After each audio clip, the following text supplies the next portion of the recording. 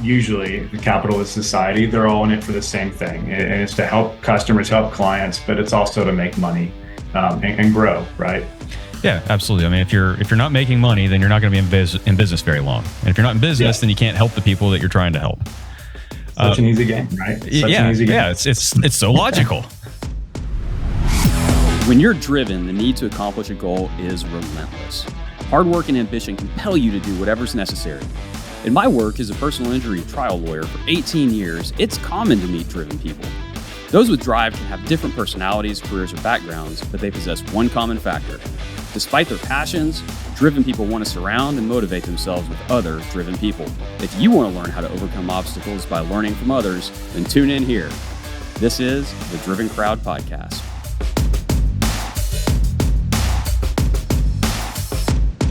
Thank you for tuning in to episode 57 of the Driven Crowd Podcast, fueled by Snellings Law. I'm your host, Scott Snellings. Today, I'm joined by CEO of Intake Engine, Jon Cumberworth. Brand new CEO, too, by the way. Jon has some unique experiences throughout his career, including managing an 8-figure steel supply chain and manufacturing business in Dubai, and co-founding and selling a legal live chat company. After leaving the chat world, Jon focused on providing fractional executive and consulting services to businesses and law firms before taking over as the CEO of Intake Engine. He is the proud dad to 3 active and amazing kids and a husband to a full-time artist in Austin, Texas. Jon, welcome to the Driven Crowd Podcast. Glad to be here. Appreciate it. Man, being down in Austin with a full-time artist wife, that's the prime spot for you to be. I would think so. And I always say that she has way more talent than I'll ever have. I can manage some spreadsheets and do some leadership things, but as far as creating, I'm totally hands off, and that's her world. So, yep. Awesome. So I want to talk a lot about leadership today, but let's start off. Give us a little background on how you grew up and your career up to today. Yeah. So, I know you mentioned it, unique experiences. So I would say most of my leadership and career experience came from working in the oil and gas industry for a steel supply chain and distribution company. We were based in Houston, and we didn't have any kids at the time, and said, "Hey, we'll go wherever." And so I think Singapore was on the list, and Brazil, and all these other places. And we ended up in Dubai, and 2-year contract turned into 5. Started as a sales rep there. And it was more strategic account management than it was new business transactions. So I really loved working with our clients and not just having a sale and then be done with it. And so continuing that relationship. Took over as general manager after a couple of years, and then really enjoyed doing that work as well, and managing about 50 people. And we ended up getting to about 35 million in revenue. So fast growth, pretty competitive industry. And then being in Dubai, there's a lot of capital and a lot of people moving there. And so it's very competitive and very quick moving. And oil and gas started to dip a little bit. And, I looked at maybe the compensation that I was seeing as a general manager and working really hard and hitting EBITDA records. And it really wasn't much of a change from being a sales rep, unfortunately. And decided to make the move to come back to the U.S. All 3 kids of ours were born in Dubai, and no dual citizenship, though, unfortunately. But we wanted to get back to Austin, where my wife is from. And I went to Southwestern University here in Georgetown, Texas, which is just north of Austin. That's great. So we were kind of doing a little homecoming. Nice. So tell me this: when you guys landed in Dubai and said, "All right, we're here for at least 2 years," what was that like? I assume there was a bit of culture shock. It definitely was. And I'm an Army brat. So I grew up in Fairfax, Virginia, Tucson, back to Fairfax, Germany, then back to Tucson. And so I was used to moving around. I was used to jumping in and out of places.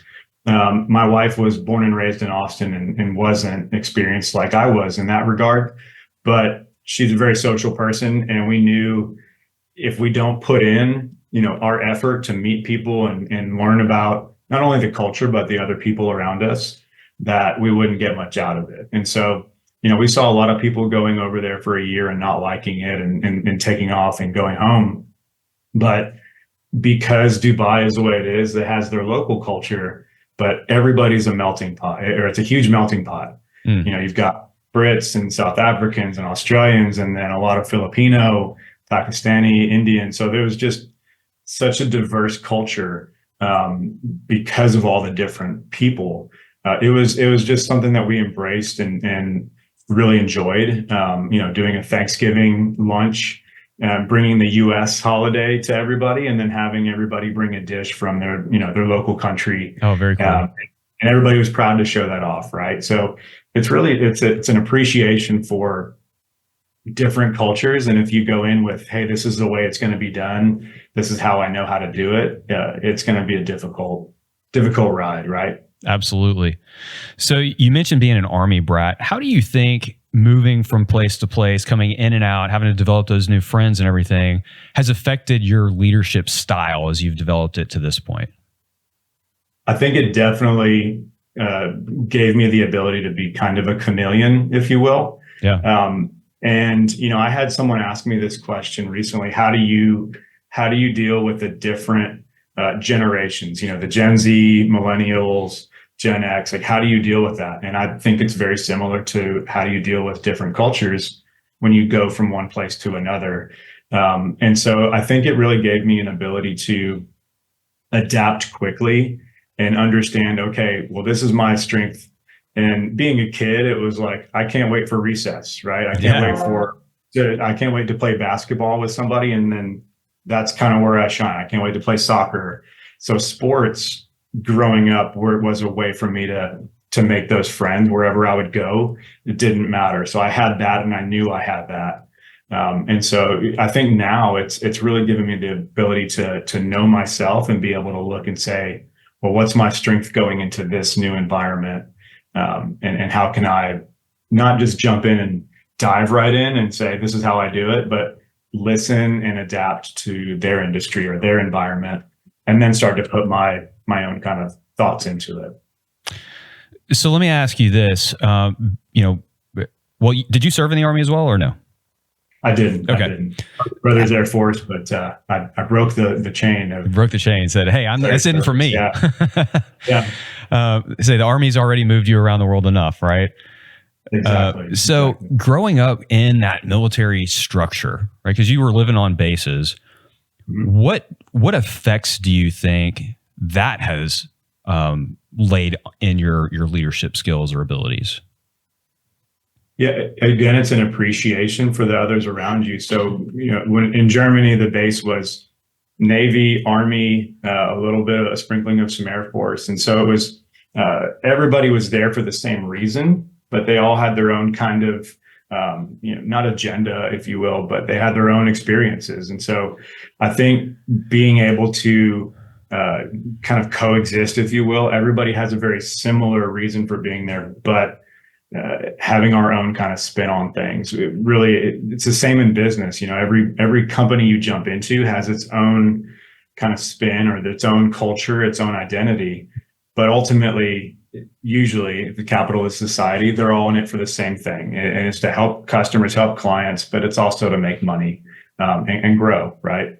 Yeah, absolutely. I mean, if you're not making money, then you're not going to be in business very long. And if you're not in business, then you can't help the people that you're trying to help. Such an easy game, right? An easy game. Yeah, it's so logical. Yeah. So I gave a presentation a few weeks back on growing and keeping a fantastic team.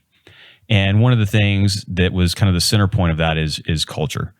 And each business, kind of going back to what you just said, each business, if they're in the same industry, different industry, has different personalities.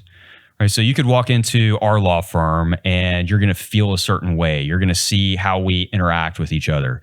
And then you could go into another law firm, equally or even more successful, and you're going to see them and their personality is just going to be different. And so when you've gone through these different consulting with, or when you've consulted with different businesses, tell me what's one of the things that you look for when you first walk in to help you see what kind of business it is that you're about to be working with? It's a great question. And yeah, culture is the most important thing for sure. But again, it's how they define it. So the first thing for me is to really see, do they have core values? And tell me about your team. I want to meet people. I want to learn, do they have clarity on what they're doing in their day to day? Do they have clarity on what the law firm or the business wants to be when it grows up? Is that just shared in the owners or the founders' heads and hasn't been communicated? So for me, it's is there clarity from the top down, or is it just the leadership team has that kind of clear, hey, we're going to do this and this, but they don't communicate it? So that's first and foremost, is there clarity in roles and goals? Yeah. And I like to look at, do they have an operating system like an EOS or, a fireproof, if you will, for the law firms, or do they have, different things out there that can help them run their business and help them stay organized and stay on track? That's also important. It's funny that you said, do they have it and then have they communicated it? Because that was probably our number one problem until, I don't know if that's our number one problem. It was definitely a problem until we started working on EOS. And I always had this vision of, where I thought we should go. But it was nebulous. It was not written, which means nobody knew what it was. And once we got on our very first EOS meeting, or one of our first ones where we defined the vision of the firm, then I think it was really eye-opening for me and for the leadership team. Because once you develop that vision of where you're headed, and then you have the mission, like, why do you exist? And then you develop those core values, all of a sudden, people understand, hey, here's the direction we're all supposed to be rowing. And it's pretty easy to see when somebody's rowing in the wrong direction. And so having that clarity is huge. And, they always used to make fun of me of, well, Scott may know where it's going, but nobody else does. And once you write it down, you got to communicate it. Tell me about some kind of horror stories from, whenever you would walk into businesses and start talking to them about these things. Well, I think, the first question I've asked a couple of businesses is, I know you have core values. Sometimes they're literally written on the wall, right? But if I was to go around to all of your team members and all of your employees and say, what are the core values and what do they mean to you? Would they just give that cookie cutter, blah, blah, blah response, whatever's typed on the website, or do they actually buy into it? And not, not in a sincere way, not in a false way.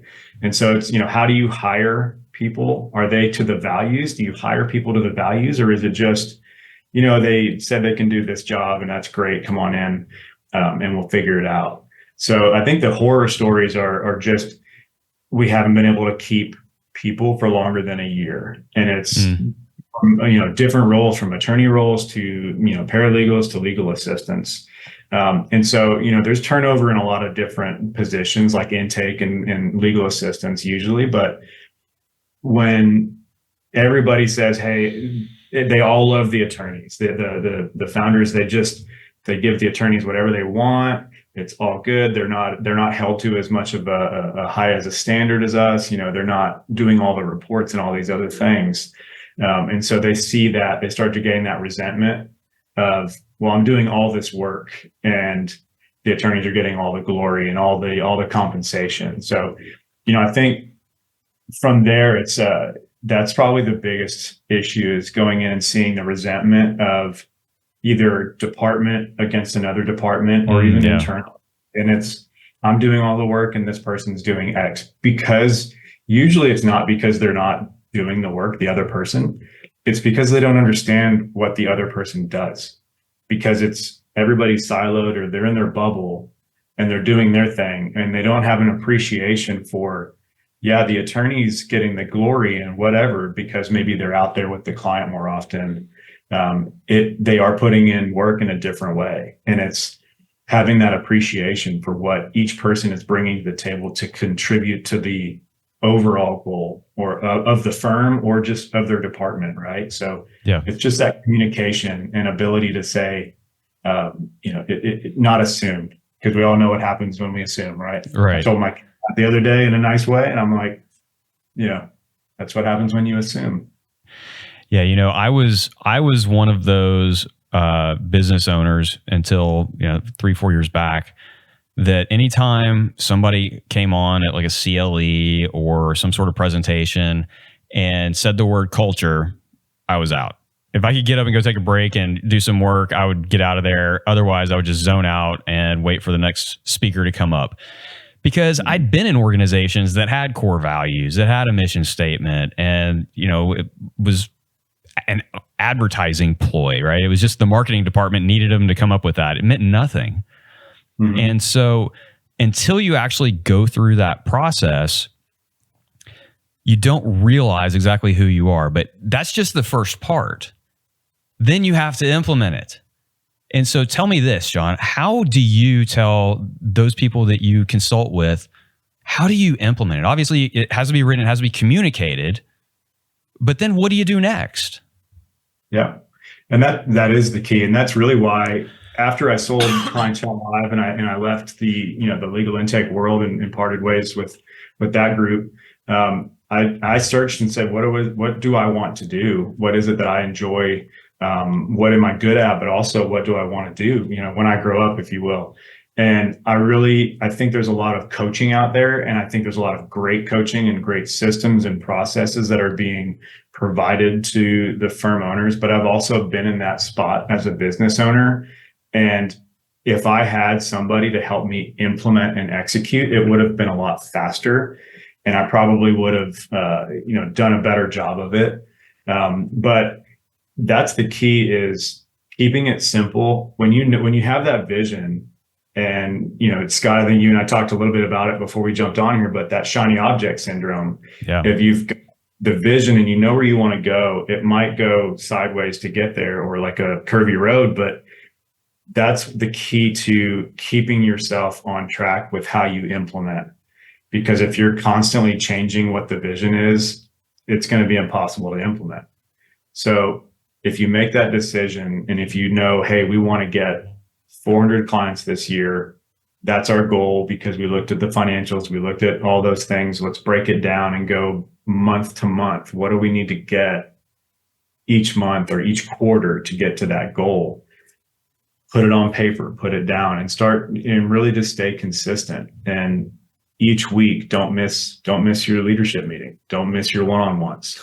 I've been a part of entrepreneurs groups when they come back to the quarterly, retreats or whatever it might be, and they say, "Oh, I haven't been doing the weekly one-on-ones." And it's like, that's the foundation. That's the blocking and tackling. You've got to do it. And it's super important for not only for you as a leader, but for your team member, for your employee, to have that clarity. And so, it's just continuing to hammer down on that vision. Hey, this is our goal. We said this is what we're going to do. This is how we're going to do it. And each week being consistent and kind of getting that muscle memory, if you will, in place. Absolutely. All right. So there's so much more to culture than having the vision, the mission, and the core values. That's the blocking and tackling. Yeah. But to really have a positive culture, I think there's several other things involved as well. And one of those is hiring and firing based on those core values. And so when you go in and you look at teams that you're consulting with, how do you approach the hiring and the firing process with those core values in mind? Well, first we do a kind of an exercise, if you will. Go through the team right now that you have, and I want you to say, would you rehire them? And if not, put them over here. And the rehire isn't just a yes. It's like it's the hell yes, definitely. Yeah. They're a great fit. They're great at what they do. And so if they're a yes, we move them to the side. If they're a no, then we start to look into why. And a lot of times it's, they're unreliable or whatever. It's the classic, a lot of the different classic reasons. But most of the time they don't fit those core values, and it's more of a how they work than it is like what they're doing. And so when I start to look at the hiring process, I want to see not only like first interview, second interview, third interview, all that kind of stuff, but more along the lines of, well, what questions are you asking? And is it, how many words per minute do you type? And okay, that's great. But you want to try to ask questions where they can create, or not create, but provide stories and actual experience. Yeah, we don't want to making stuff up.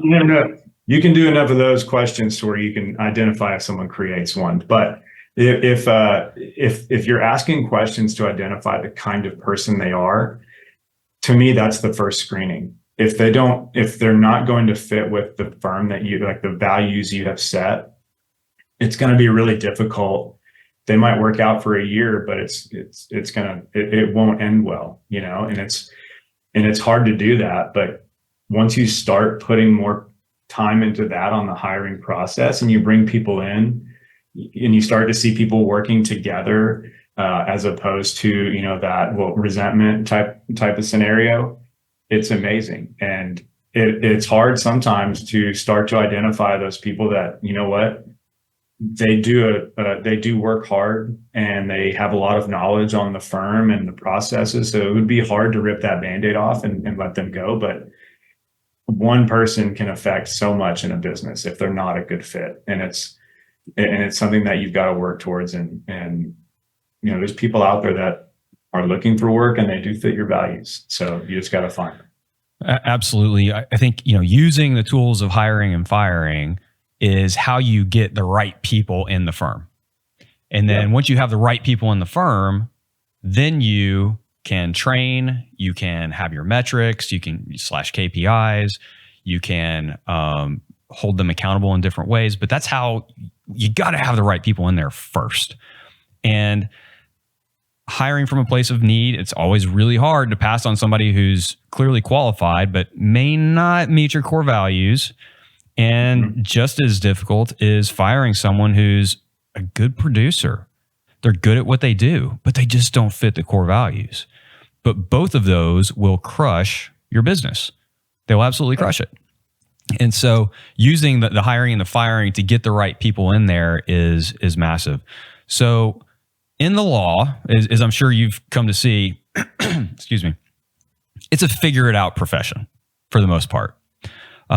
New lawyers are thrown in, case managers are thrown in, paralegals are thrown in, and there's a whole lot of figure it out as you go. I remember whenever I first started at my very first firm, I walked in and I was being introduced to the different partners, and I came over to this conference room and there were 2 partners in there, and he said, "Hey, are you the Baylor kid?" And I said, "Yeah." And he said, "What do you know about benzene?" And I said, "What's benzene?" And he said, "Well, you're about to figure it out." And I stepped in there and there was banker's boxes stacked 5 high all the way around the conference room. And my first thought was, oh my gosh, John Grisham was right. And, but no, we spent the next couple of months going through those and organizing them and everything. And it was great. That's the kind of stuff where you kind of do have to figure it out. But what you shouldn't have to figure out is how to save documents, how to work the email, how case management systems work. And so tell me, how much of a role training plays in establishing that really solid culture?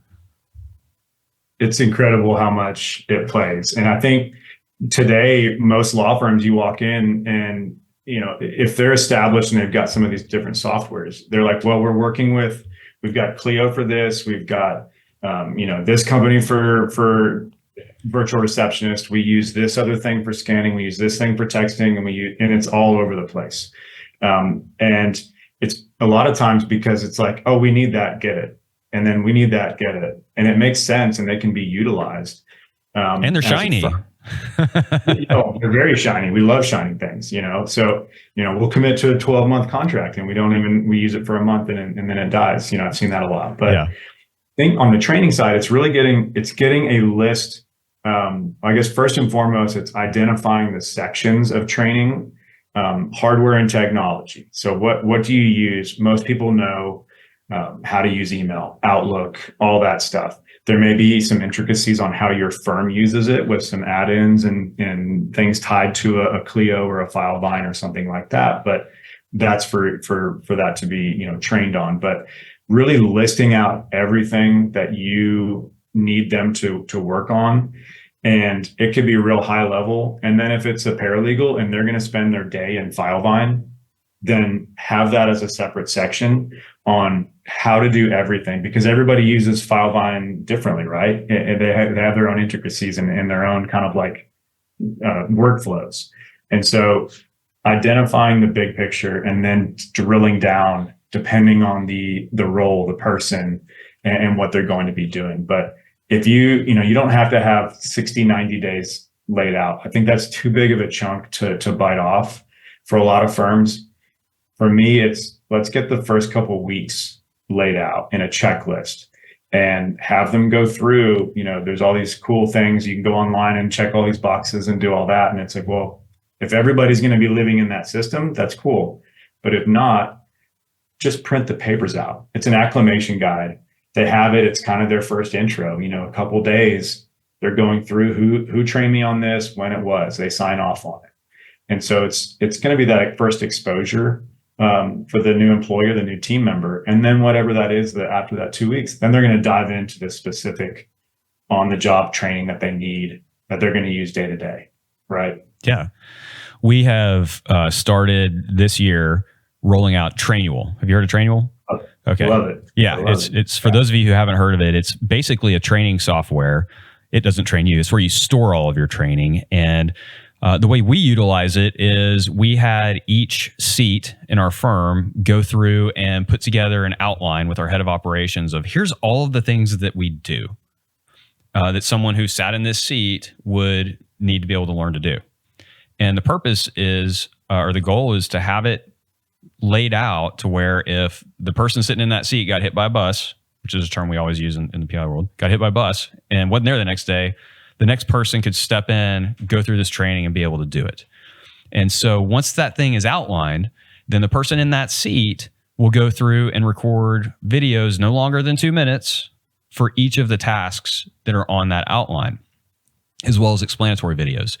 We kept it short so that you're not having to go back if you have a question on something and sort through 30 minutes worth of video.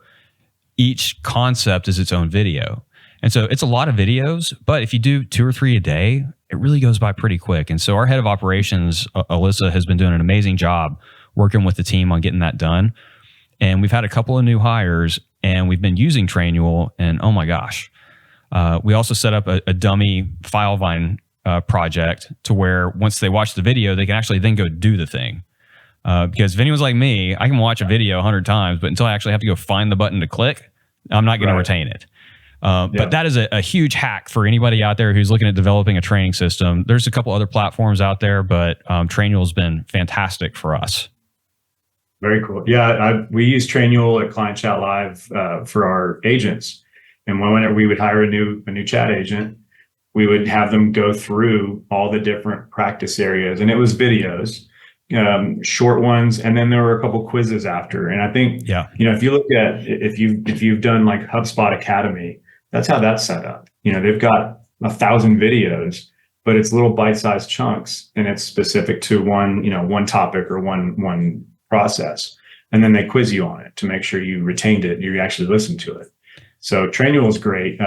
We used to use, or I use now also, Confluence for SOPs, for documentation. So it keeps that revision history. So if you update a process, it's not like saving another file on top like V2. Right. It updates and you've got that revision history to go back and see what it was before, because things constantly change, internal processes. And Trainual is great for having videos, having different connections to other systems for sure. So it's definitely a great product.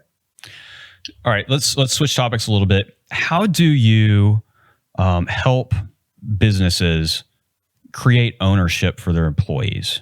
And I don't mean ownership like shares of the company, but ownership in their tasks and their duties and in the way that their job gets done. It starts with that vision at the top, right? So if there's clarity of where the firm wants to go in the next few years, and wants to go could be a number of clients served, or number of geographic areas that they focus on. So really having that clear top of the mountain type scenario. And then if you go down into the other team members, you've got I like to say the core three. And I joined an entrepreneurs group that was fantastic a few years ago with Clientele Live, elite entrepreneurs out of Phoenix, and they spun out of Keep or Infusionsoft. Fantastic people and great systems. So they called it the big three. Each person has 3 KPIs, and they're quantitative, but they're typically tied to whatever that, big picture goal is. So we could all have 10 different KPIs and just be busy and busy and busy, but we all know that that's not going to be helpful for focus, and they're probably not going to meet the goals. So having those 3 KPIs, and sometimes it can just be 2, meeting what the business needs on the big picture goals. If everybody's kind of working towards the same thing, rowing in that same direction, it creates that team feeling, and it does create that sense of ownership. But I think the biggest thing is being able to empower people. If you're, let's say, an intake manager, and you're jumping on the phones when your intake team messes up, and you're like, here, I'll show you how to do it, and you're always having to fix it, and you're jumping in and fixing it, as opposed to teaching them how to do it next time and empowering them to do it the next time. It's not gonna feel great if you're that intake person. You're like, I feel kind of helpless. So it's empowering people and giving them, hey, this is your KPI. Let's talk about how to get there, how to attain it. And you're on your own for we're not throwing you out to the wolves, but for the next week or so, you're on your own. You know what to do. You know how to execute. And I think people really enjoy that kind of that autonomy, if you will, but it's not giving them free reign. They're still working towards the goals of the firm or the company. And I love what Jocko Willink says about this in his book Extreme Ownership, which is one of my favorite books ever. And in fact, anybody who's listening to this, the first 3 people to reach out to us on whatever platform and say, hey, give me a copy of Extreme Ownership, I will send it to you. I love the book that much. He talks about how, when he was developing battle plans, right? He was a Navy SEAL, and he was a commander. And so he was in charge of battle plans. He would let his guys do it, and they would bring the plans to him. And if they were, I forget the percentage he used, 80, 85% as good as what he could have come up with, then he would let them roll with that plan. Obviously, he had to make sure that nobody was going to put themselves in extra danger. But what it did is it gave those guys ownership over that plan. So if the plan failed, it was on them. If it was his plan, then like, well, he made a bad call on this mission. And so what it did is he said, all right, here's what we're trying to accomplish, the commander's intent, if you will. You guys go figure out how to do it. Put together a plan. And sometimes he would kind of have to massage certain aspects of it, or sometimes he just had to completely trash it because it was an awful plan. But it gave them ownership in coming up with that process. It also helped teach them what to look for, what the important things were. And so as much as we can, we try to do the same thing. Say, hey, here's the result that we want in this issue for this case. Go figure out how to get us there. And it's amazing how much ownership people will take over that, because it was their idea, it was their plan to put together. And if we can roll with what they came up with, we try to roll with it, even if we got to massage it just a little bit here and there. And that could be something that I would have gone about a completely different way, but that doesn't make my way better necessarily. And I love to see their creativity. Creativity is in our mission statement, but I love to see the different creativity that they can come up with to get to the same end result. Yeah, I think that's fantastic. If you're an employee that kind of has that, or a team member that has that capability to do the plans and create them and see, hey, that looks great, let's run with it. That feeling is amazing. If the opposite is you're doing plans and it's like, well, no, that's not good. Here's a new plan. If you continue to throw your own plans out there and they get shot down with no feedback, it's kind of brutal. It's like hitting a wall every day. But, I look at like a firm, let's say like a PI firm, hiring an intake manager, and we've got to put in our scripting, our questions, how we interact, what's our process. So you can't just say, hey, go create the scripts without any kind of background. But you can say, this is our ideal client profile. They live, they reside here. The accident occurred here. They were injured. They were not at fault. So here's our ideal client profile, and here's some examples of great intakes and great cases and great potential clients that we're looking for. From that kind of background and information, they can go and create a script and a process, or they should be able to. And then having little maybe questions here and there on how to tweak it, but they're going to be able to put that together if you have the right person in that role. And then you're, as a business owner, as a firm owner, it's like, man, this is great. I can just say, create this, and it gets created. And it's amazing. It sounds so simple, but when it starts to happen, you're like, wow, this is kind of magical. It really is, because as I'm sure you experience, whenever you first start, I mean, your hand has to be in everything. And as soon as you start having those people onboarded that can actually go do things and take it off your plate, and they give you something that's just as good, if not better than what you could do, that's an amazing place to be. All right, Jon, I want to switch topics and ask you, how as a manager, do you go about figuring out what your team is really good at, what they're not good at, and where do you spend your time? Do you spend your time getting them up to speed on the things they're not good at, or do you spend your time helping them just absolutely master the things that they are good at? It's a great question, and definitely like, chicken or egg kind of thing, right? So I think what a lot of businesses do and what a lot of people do, it's natural. But if you've got somebody in your firm and you're like, I know they're really good at this, I'm going to create this role for them. It may or may not work out, and it may not work out because it doesn't really add to the goal or doesn't contribute to the overall goal of the firm. So I think the most important thing is really having that understanding of what are the firm goals, the big picture, kind of longer term goals and metrics and targets, and then working that down into each role. And so if you've got a role specified, it's not trying to make a role for a person. If this is the role that's needed for the business, for the firm, and then it's, well, this person's great at doing X and Y, so we're going to be able to put them in that role. And maybe they're not great at something else specific to that role. You could maybe tweak that a little bit, but it's ultimately what it's needed in the role. And I think I always like to kind of push people towards their strengths, and it might take longer to like shore up their weaknesses a little bit. And so they're really like focused on doing what they're good at and what they're capable of. And a lot of times it's just providing more context and focusing on the training for our specific business or firm. And so I really think it's identifying the role, the goals of the role, and then putting people in those positions where you think they can be successful, as opposed to trying to pigeonhole somebody into something that they may not be great at. All right. So kind of along those lines, how do you go about helping each and every person in a firm, business, thrive in what they're doing?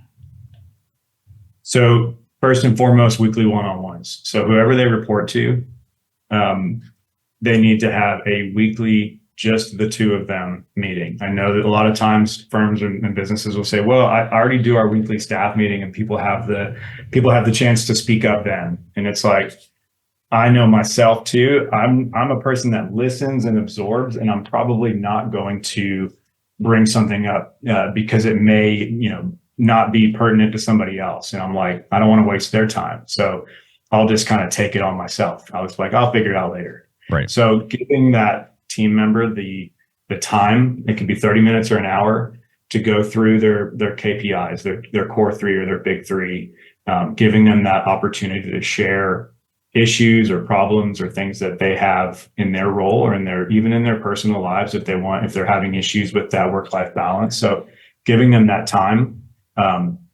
Second is whatever's talked about in those meetings, if there's any kind of commitments made, that you actually fulfill on that. So it's not just, hey, I'm going to listen and write these down and then never act on them. Yeah. So it's an actual like sincerity of, I do want to help you be successful in this role. These are the 3 KPIs that you're focused on. If you can get those consistently, my job as a leader or even business owner is to create the opportunities for you to continue to grow and take on more responsibility.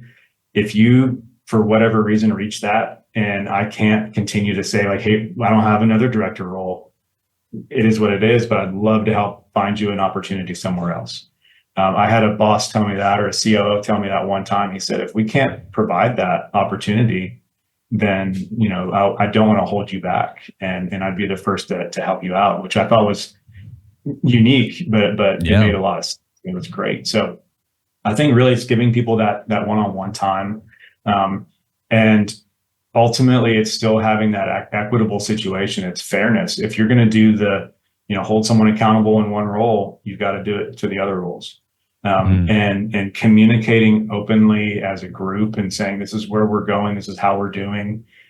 So it's not just, I'm only sharing this with the attorneys and I'm only sharing this with the legal assistants. That's where that communication gap starts to break down. And people start to assume things and resent. So, for individuals, it's not only putting them in the right positions to be successful. Don't put a person in intake that hates being on the phone and is no good on the phone. Not ideal. Not a good job to have for them. It sounds crazy, but we've all seen it. It's like, well, I needed her to do something. I needed them to do something, and it made sense. So it's putting them in a position to be successful, and then doing what you can to learn not just what they're doing next week, but what do they want to do in the next quarter? What do they want in a career? Make sure you're doing quarterly reviews, not just annual reviews. And if you're doing your weekly one-on-one, that quarterly review, there's no surprises. They know exactly where they stand on their metrics. They know exactly where they stand on their KPIs and big three. And then you spend more time talking about, okay, well, what do you want to work on? What do you want to improve? I want to improve communication skills. Is there something internal we can provide training wise, or is there a conference that's out there, or is there like an online training? We at Client Chat Lab, we did, and we'll do this at Intake Engine as well, but we provided $1,500 per year and an extra 2 days of PTO for them to go and do either a class or an online course or attend a conference. It didn't have to be exactly specific to what they did in the business, but it couldn't be crazy out not have anything to do with the industry, but right. Wanted to go get Google Analytics certified, and that sounds great. It can help you as an individual, help your career. I'd love to support that. Yeah, we started doing that this year. We had everybody come to us with their own personal/professional development plan ideas, and we put budget towards it this year. And we had them go find stuff that they were interested in. And, if we could approve it, we approved it. If we vetoed it, then we helped them find something else that they were interested in or along those same lines. So having those weekly one-on-ones and making sure people know exactly where they stand, that reduces so much anxiety for them and allows them to know, like, hey, here's exactly what I need to do to make sure that I'm successful here. And so I think that is absolutely huge. Well, Jon, we are out of time. So I have one last question for you. Yeah. Give me your top 3 books. Oh, man. Multipliers. Yeah, it's a great one. And I'm blanking on, I think it's Liz Wiseman. Yeah. But Multipliers for sure. The 3-HAG way it's kind of like attraction, but it's a little bit different. So okay. the 3-HAG way, it's like a 3-year highly achievable goal is what it stands for. Not a BHAG, but a 3-HAG. A 3-HAG. Gotcha. Yeah. And then I'm going to just go with the kids' book, The Gruffalo. I love that book. Yeah, I've read it to my kids about 1,000 times. I don't know if y'all have read The Gruffalo. But it's not a business book. But if you've got little kids, it's the best. All right. Well, we got some little ones at home, so I'll definitely have to check that one out. Jon, thank you so much for your time. And everyone, thank you so much for tuning in to another episode of the Driven Crowd Podcast. We'll see you next time.